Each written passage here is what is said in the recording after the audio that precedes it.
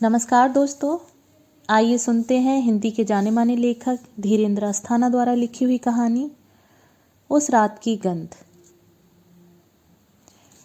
लड़की मेरी आंखों में किसी अश्लील इच्छा की तरह नाच रही थी। पेट्रोल भरवा लें, कहकर कमल ने अपनी लाल मारुति जुहू बीच जाने वाली सड़क के किनारे बने पेट्रोल पंप पर रोक दी थी और दरवाज़ा खोलकर बाहर उतर गया था। शहर में अभी भी दाखिल हुए किसी अजनबी के कौतूहल की तरह मेरी नज़रें सड़क पर स्थिर थीं कि उन नज़रों में एक टैक्सी उभर आई। टैक्सी का पिछला दरवाज़ा खुला और वह लड़की बाहर निकली। उसने बिल चुकाया और पर्स बंद किया। टैक्सी आगे बढ़ गई, लड़की पीछे रह गई। यह लड़की है। विस्मय मेरी आंख से कोहरे सा टपकने लगा। मैं कार से बाहर आ गया। कोहरा आसमान से भी झर रहा था, हमेशा की तरह निशब्द और गतिहीन। कार की छत बताती थी कि कोहरा गिरने लगा है। मैंने घड़ी देखी, रात के 10:30 बजने जा रहे थे। रात के 10:30 बजे मैं कोहरे में चुपचाप भीगती लड़की को देखने लगा। घुटनों से बहुत बहुत ऊपर रह गया सफ़ेद स्कर्ट और गले से बहुत बहुत नीचे चला आया सफ़ेद टॉप पहने वो लड़की उसे गीले अंधेरे में चारों तरफ दूधिया रोशनी की तरह चमक रही थी। अपनी सुडौल चिकनी और आकर्षक टांगों में वह जिस लयात्मक अंदाज में एक दूसरे से छुआ रही थी, उसे देख कोई भी फिसल पड़ने को आतुर हो सकता था, जैसे कि मैं। लेकिन ठीक उसी क्षण जब मैं लड़की की तरफ एक अजाने सम्मोहन सा खिंचने को था, कमल गाड़ी में आ बैठा। न सिर्फ आ बैठा बल्कि उसने गाड़ी भी स्टार्ट कर दी। मैं चुपचाप कमल के बगल में आ बैठा और तंद्रिल आवाज़ में बोला, लड़की देखी? लिफ्ट चाहती है, कमल ने लापरवाही से कहा और गाड़ी बैक करने लगा। पर यह तो अभी अभी टैक्सी से उतरी है, मैंने प्रतिवाद किया। लिफ्ट के ही लिए, कमल ने किसी अनुभवी गाइड की तरह किसी ऐतिहासिक इमारत के महत्वपूर्ण लगते तथ्य के मामूलीपन को उद्घाटित करने वाले अंदाज में बताया और गाड़ी सड़क पर ले आया। अरे तो उसे लिफ्ट दो ना यार, मैंने चिरौरी सी की। जुहू बीच जाने वाली सड़क पर कमल ने अपनी लाल मारुति सर्र से आगे बढ़ा दी और लड़की के बगल से निकल गया। मेरी आंखों के हिस्से में लड़की के उड़ते हुए बाल आए। मैंने पीछे मुड़कर देखा, लड़की जल्दी में नहीं थी और किसी किसी कार को देख लिफ्ट के लिए अपना हाथ लहरा देती थी। अपन लिफ्ट दे देते तो, मेरे शब्द अफसोस की तरह उभर रहे थे। माई डियर, रात के 10:30 बजे इस सुनसान सड़क पर टैक्सी से उतरकर यह जो हसीन परी लिफ्ट मांगने खड़ी है ना, यह अपन को खलास भी करने को सकता। क्या? कमल मवालियों की तरह मुस्कराया। अपने पसंदीदा पॉइंट पर पहुंचकर कमल ने गाड़ी रोकी। दुकानें इस तरह उजाड़ थीं जैसे लुट गई हों। तट निर्जन था, समुद्र वापस जा रहा था। 2 गिलास मिलेंगे? कमल ने एक दुकानदार से कहा। नहीं साहब, अभी सख्ती है इधर, पन ठंडा चलेगा, 2 समंदर में जाके पीने का, दुकानदार ने रटा रटाया सा जवाब दिया। उस जवाब में लेकिन एक टूटता सा दुख और साबुत सी चिढ़ भी शामिल थी। क्या हुआ? कमल चकित रह गया। पहले तो बहुत रौनक होती थी इधर, बेवड़े कहाँ चले गए? पुलिस रेड मारता, अब भी धंधा खराब कर दिया साला लोग, दुकानदार ने सूचना दी और दुकान के पट बंद करने लगा। बाकी दुकानें भी बुझ रही थीं। कमाल है, कमल बुदबुदाया। अभी 6 महीने पहले तक शहर के इंटेलेक्चुअल यहीं बैठे रहते थे। वो उस जगह, वहाँ एक दुकान थी। चलो, कमल मुड़ गया। पाम ग्रोव वाले तट पर चलते हैं। हम फिर गाड़ी में बैठ गए। तय हुआ था कि आज देर रात तक मस्ती मारेंगे। अगले दिन इतवार था, दोनों का अवकाश। फिर हम करीब महीने भर बाद मिल रहे थे। अपनी अपनी व्यस्तताओं से छूटकर चाहते थे कि अपनी अपनी बदहवासी और बेचैनी को समुद्र में डुबो दिया जाए। आज की रात समुद्र किनारे शराब पीने का कार्यक्रम इसीलिए बना था। गाड़ी के रुकते ही 2-4 लड़के मंडराने लगे। कमल ने एक को बुलाया, गिलास मिलेगा? और लड़का व्यवसाय पर था। 2 सोडे, 4 अंडी की भुज्जी, 1 विल्स का पैकेट। कमल ने आदेश प्रसारित कर दिया। थोड़ी ही दूरी पर पुलिस चौकी थी, भय की तरह, लेकिन मारुति की भव्यता उस भय के ऊपर हावी थी। सारा सामान आ गया था। हमने अपना डीएसपी का हाफ खोल लिया था। दूर तक कई कारें एक दूसरे से सम्मानजनक दूरी बनाए खड़ी थीं, मई खानों की शक्ल में। किसी किसी कार की पिछली सीट पर कोई नवयौवना अलमस्त सी पड़ी थी प्रतीक्षा में। सड़क पर भी कितना निजी है जीवन, मैं सोच रहा था और देख रहा था और शहर के प्यार में डूब रहा था। आई लव बॉम्बे, मैं बुदबुदाया। किसी दुआ को दोहराने की तरह और सिगरेट सुलगाने लगा। हवा में ठंडक बढ़ गई थी।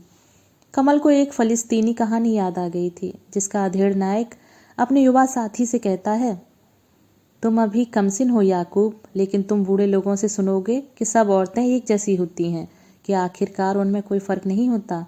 इस बात को मत सुनना, क्योंकि यह झूठ है। हर एक औरत का अपना स्वाद और अपनी खुशबू होती है। पर यह सच नहीं है यार, कमल कह रहा था। इस मारुति की पिछली सीट पर कई औरतें लेटी हैं, लेकिन जब वे रुपयों को पर्स में ठूंसती हुई हंसकर निकलती हैं तो एक ही जैसी गंध छोड़ जाती हैं। बीवी की गंध हो सकता है कुछ अलग होती हो। क्या ख्याल है तुम्हारा? मुझे अनुभव नहीं था, चुप रहा। बीवी के नाम से मेरी स्मृति में अचानक अपनी पत्नी कौंध गई, जो एक छोटे शहर में अपने मायके में छूट गई थी, इस इंतजार में कि एक दिन मुझे यहाँ रहने के लिए कायदे का घर मिल जाएगा और तब वह भी यहाँ चली आएगी। अपना यह दुख याद आते ही शहर के प्रति मेरा प्यार क्रमशः बुझने लगा। हमारा डीएसपी का हाफ खत्म हो गया तो हमें समुद्र की याद आई। गाड़ी बंद कर हमने पैसे चुकाए तो सर्विस करने वाला छोकरा बाईं आंख दबाकर बोला, माल मांगता है? नहीं। कमल ने इनकार कर दिया और हम समुद्र की तरफ बढ़ने लगे, जो पीछे हट रहा था। लड़का अभी तक चिपका हुआ था। छोकरी जोरदार है सेठ, दोनों का खाली 100 रुपये। नहीं बोला तो? कमल ने छोकरी को डपट दिया। तट निर्जन हो चला था। परिवार अपने अपने ठिकानों पर लौट गए थे।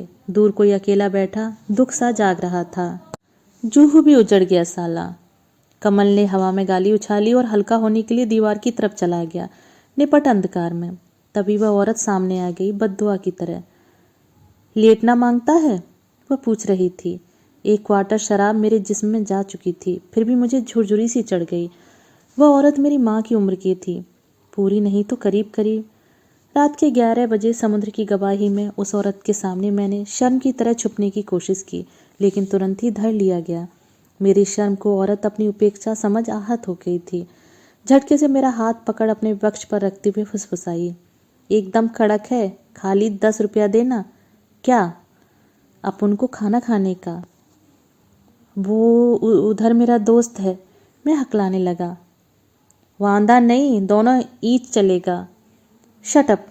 सहसा मैं चीखा और अपना हाथ छुड़ाकर तेजी से भागा कार की तरफ।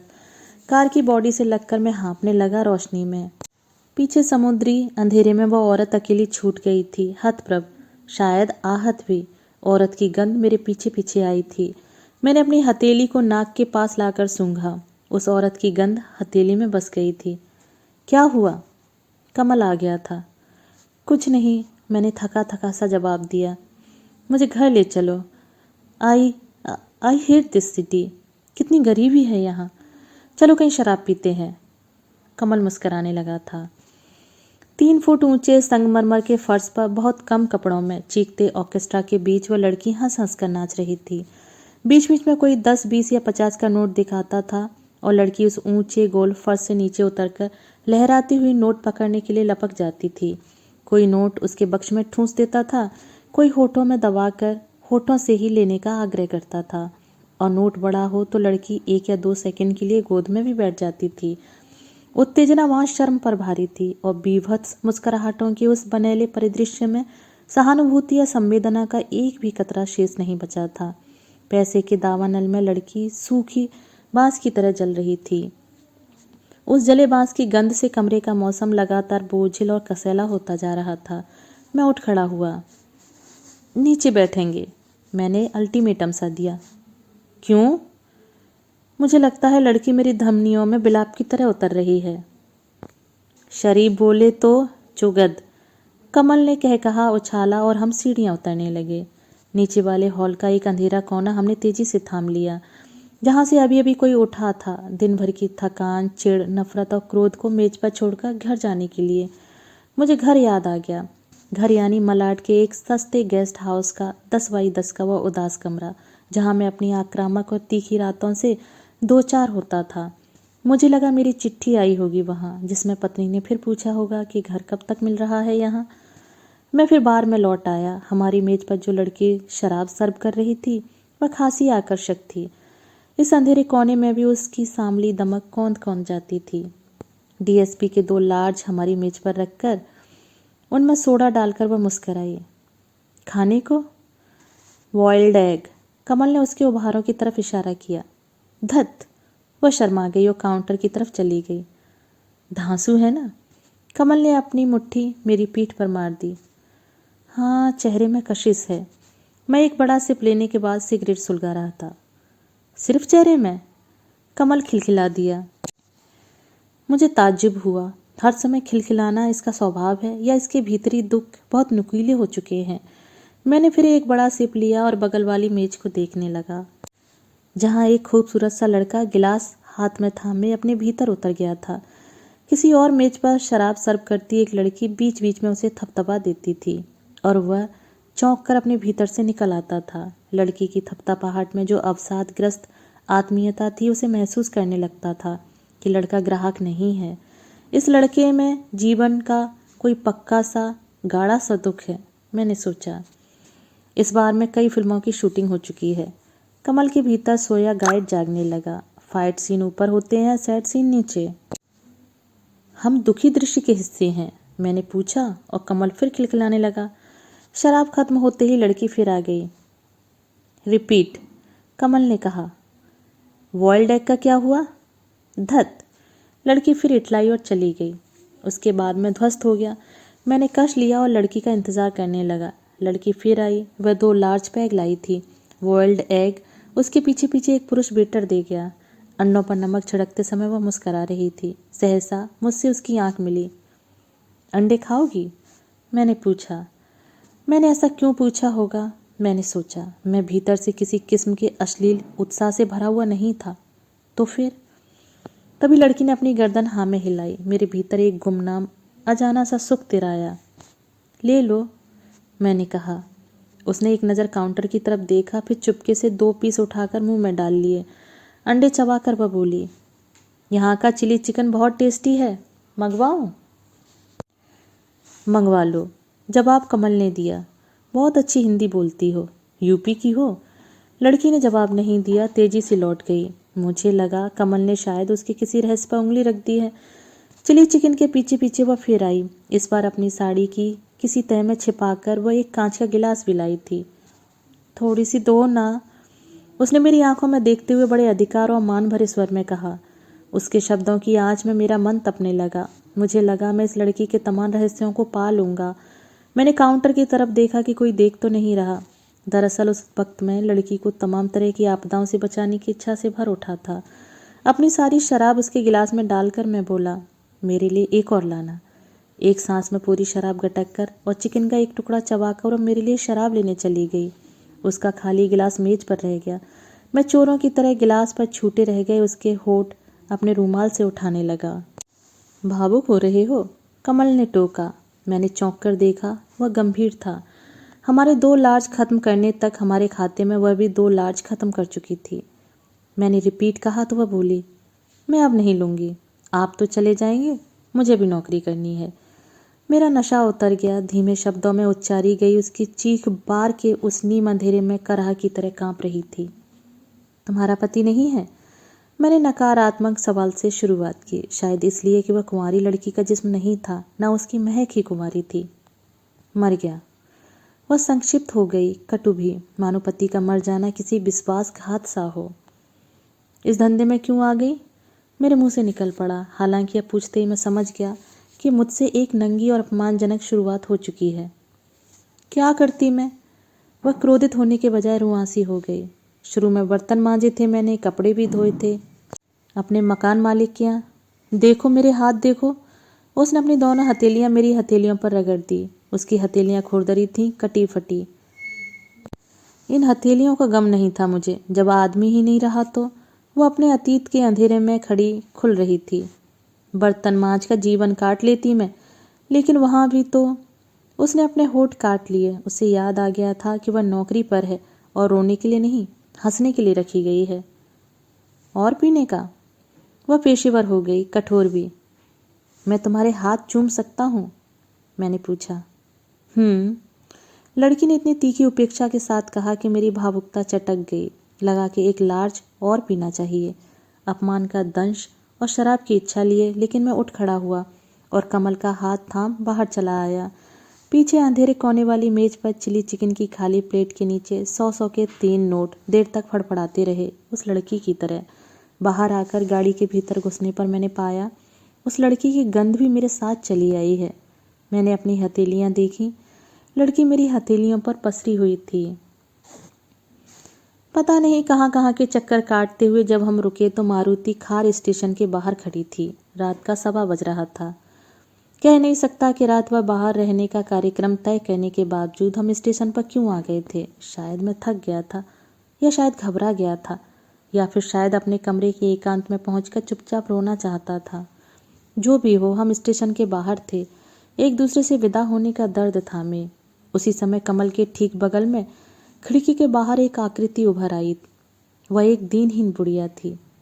बदतमीज होठों से निकली भद्दी गाली की तरह वह हमारे सामने उपस्थित हो गई थी और गंदे इशारे करने लगी थी। मुझे उबकाई आने लगी। क्या चाहिए? कमल ने हंसकर पूछा। 4 रुपए। एकदम 4? क्यों भला? दारू पीने का है, 2 मेरे वास्ते, 2 उसके वास्ते। बुढ़िया ने एक अंधेरे कोने की तरफ इशारा किया। वो कौन? कमल पूछ रहा था। छक्का है, मैं उसके ही साथ रहती। बुढ़िया ने इशारे से भी बताया कि उसका साथी हिजड़ा है। बच्चा नहीं तेरे को? कमल ने पूछा। है ना? बुढ़िया की आंखें चमकने लगी। लड़की है, उसकी शादी हो गई माहिम की झोंपड़ी पट्टी में। लड़का चला गया अपनी घरवाली को लेकर। धारावी में धंधा है उसका। तेरे को सड़क पर छोड़ गए? मेरी ऊब के भीतर एक कौतूहल ने जन्म लिया। पति क्या हुआ तेरा? बुढ़ा परसों ही मरेला है, पी के कट गया फास्ट से उधर दादर में। अब भी मैं उसके ही साथ रहती। बुढ़िया ने फिर अपने साथी की तरफ इशारा किया और पिंड छुड़ाती सी बोली। अब भी 4 रुपया दे ना। तेरा घर नहीं है? कमल ने पर्स निकालकर 4 रुपये बाहर निकाले। अक्खा बम्बई तो अपना झोपड़पट्टी है, बुढ़िया ने ऐसे अभिमान में भरकर कहा कि उसकी जीवट पर मैं चौंक उठा। कमल के हाथ से रुपए छीन बुढ़िया अपने साथी की तरफ फिसल गई, जो एक झोंपड़ी के पास खड़ा था प्रतीक्षातुर। मैं पेशाब करने उतरा। झोंपड़ी किनारे अंधेरे में मैं हल्का होने लगा। झोंपड़ी के भीतर बुढ़िया और उसका साथी कच्ची शराब खरीद कर पी रहे थे। बुढ़िया अपने साथी से कह रही थी, खाली पीली रौब नहीं मारने का, अपन भी तेरे को पिला सकता क्या? वो कार वाले सेठ ने दिया। रात रात भर कार में घूमता साला लोग, रहने को घर नहीं साला लोग के पास, और अपन से पूछता तेरे को सड़क पे छोड़ गए क्या? बुढ़िया मेरा मजाक उड़ा रही थी। दारू गटक कर दोनों एक दूसरे के गले में बाहें डाल झूमते हुए झोंपड़ी के बाहर आ रहे थे। थू। बुढ़िया ने सड़क पर ढेर सा बलगम थूक दिया और कड़वाहट से बोली, 4 रुपया दे के साला सोचता कि अपन को खरीद लिया। मैं अभी तक अंधेरे में था हतप्रभ। मारुति को अभी तक खड़े देख बुढ़िया ठिठकी, फिर अपने साथी से बोली, देख वो देख, गाड़ी अभी भी खड़ेला है। मैं तेरे को बोली ना, घर नहीं साला लोग के पास। सच्ची बोले रे तू, बुढ़िया के साथी ने सहमति जताई और दोनों हंसते हुए दूसरी तरफ निकल गए। कलेजा चाक हो चुका था। खून से लथपथ में मारुति की तरफ बढ़ा। बाहर खड़े खड़े ही मैंने अपना निर्जीव हाथ कमल के हाथ में दिया और फिर तेजी से दौड़ पड़ा प्लेटफॉर्म की तरफ। क्या हुआ? सुनो, कमल चिल्लाया, मगर तब तक मैं ट्रेन के पायदान पर लटक गया था। सीट पर बैठकर अपनी उन्नीदी और आहत आंखें मैंने छत पर चिपका दी और यह देखकर डर गया कि ट्रेन की छत से बुढ़िया की गंध लटकी हुई थी। मैंने घबराकर अपनी हथेलियां देखी। अब वहां बुढ़िया नाच रही थी। दोस्तों, अभी आप सुन रहे थे धीरेन्द्र अस्थाना द्वारा लिखी हुई कहानी उस रात की गंध। दोस्तों, कहानी आपको कैसी लगी? कहानी के विषय में अपने विचार कमेंट बॉक्स में साझा जरूर कीजिएगा। मिलते हैं एक और नई कहानी के साथ। धन्यवाद।